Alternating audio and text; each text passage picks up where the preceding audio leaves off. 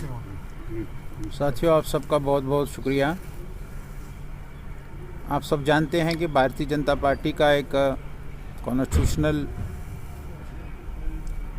System है कि हम 3 महीने के बाद अपनी नेशनल एग्जीक्यूटिव कमेटी होती है, उसके बाद स्टेट एग्जीक्यूटिव कमेटी होती है और उसके बाद डिस्ट्रिक्ट एग्जीक्यूटिव कमेटीज़ और उसके बाद कॉन्स्टिट्यूंसी एग्जीक्यूटिव कमेटीज़ की मीटिंग होती है।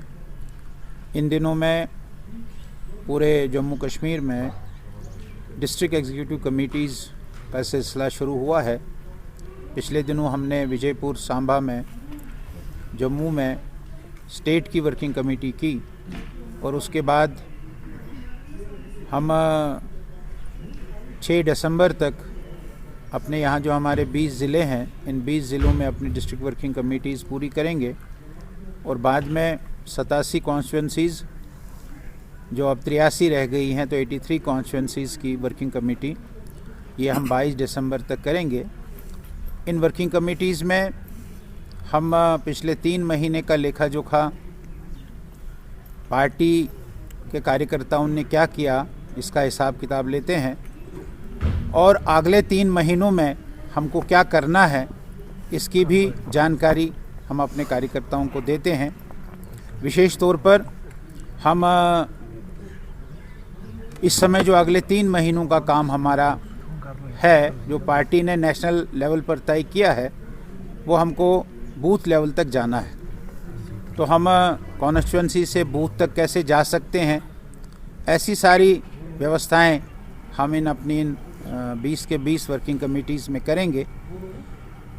और आगे के कुछ जो हमारे प्रोग्राम्स रहते हैं, 25 दिसंबर को अटल बिहारी वाजपेयी जी का जन्मदिन है, कल वैसे संविधान दिवस भी हैं। ऐसे आगे के हमारे कुछ कार्यक्रम जो हैं वो हम चर्चा करते हैं। प्रधानमंत्री जी की मन की बात जो हर महीने के आखिरी रविवार को होती है, उसमें पार्टिसिपेशन बढ़े, अधिक से अधिक स्थानों पर प्रधानमंत्री की मन की बात सुनी जाए, ऐसा भी हम इन मीटिंग्स में करते हैं। ऐसे हमारी पार्टी की जो रूटीन हमारा काम है, उस रूटीन काम को ये 22 दिसंबर तक हम ये पूरा करेंगे और सभी कॉन्स्टिट्यूंसीज़ में हम इन मीटिंग्स को करेंगे। और उसी प्रकार आज हमारे श्रीनगर डिस्ट्रिक्ट की ये मीटिंग हो रही है, कल अनंतनाग की हुई है। हमारे प्रदेश अध्यक्ष जी भी यहाँ, रविंद्र रैना जी भी कश्मीर में हैं, तो 27 तारीख को कुपवाड़ा की होगी। और ऐसे ही ये सारी मीटिंग्स 6 तारीख तक जम्मू श्रीनगर के 10 ज़िलों में भी पूरी हो जाएगी। उसी मीटिंग के तहत आज हम यहाँ आए। गोल साहब, आपने कल बात की थी 370, जबकि कई साल बीत गए लेकिन अभी तक ये दावा जो है बिल्कुल दावा ही बना हुआ है। तो थोड़ा सा बताइए क्या लेटेस्ट अपडेट है स्टेट? नहीं, ऐसा है कि देखिए, मैंने कल भी कहा कि हमारे प्रधानमंत्री जी और हमारे होम मिनिस्टर ने फ्लोर ऑफ द हाउस में इस बात को दोहराया है कि ये जो स्टेटहुड है हमारी जम्मू कश्मीर की, वो वापस आ जाएगी। थोड़ा डिलिमिटेशन हो जाएगी चुनाव के नज़दीक या चुनाव के बाद, इस प्रकार की बात सरकार ज़रूर करेगी, ऐसा हमारा पूरा विश्वास है। वही बात मैंने कल भी कही। तो हमारे प्रधान जी ने, रविंद्र रैना जी ने उसका जवाब दिया है। आपने आज अखबारों में भी मैंने पढ़ा, यहाँ के लोकल पेपर्स में छपा है कि वो अब जिनका वो ख्वाब है, सपना है, उनको अब वो छोड़ना चाहिए।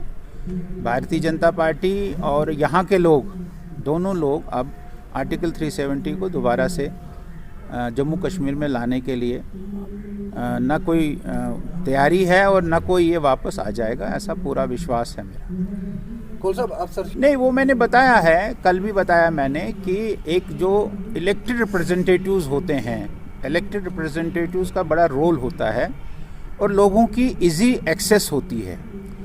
ब्यूरोक्रेट्स के पास लोगों की इजी एक्सेस नहीं होती है बनिस्बत की इलेक्टेड रिप्रेजेंटेटिव्स के पास।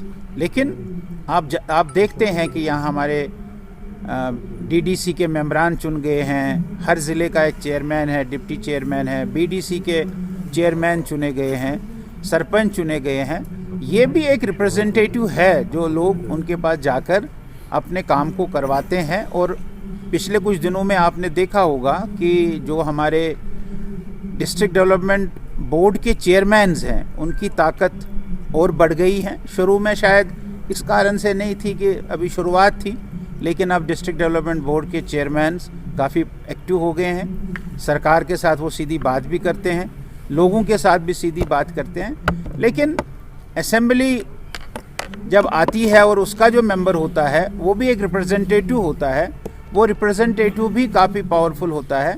और इसलिए मुझे लगता है कि थोड़ा इंतज़ार करना है, और इलेक्टेड रिप्रेजेंटेटिव आएगा तो लोगों की एक्सेस उसके साथ इजीली होती है।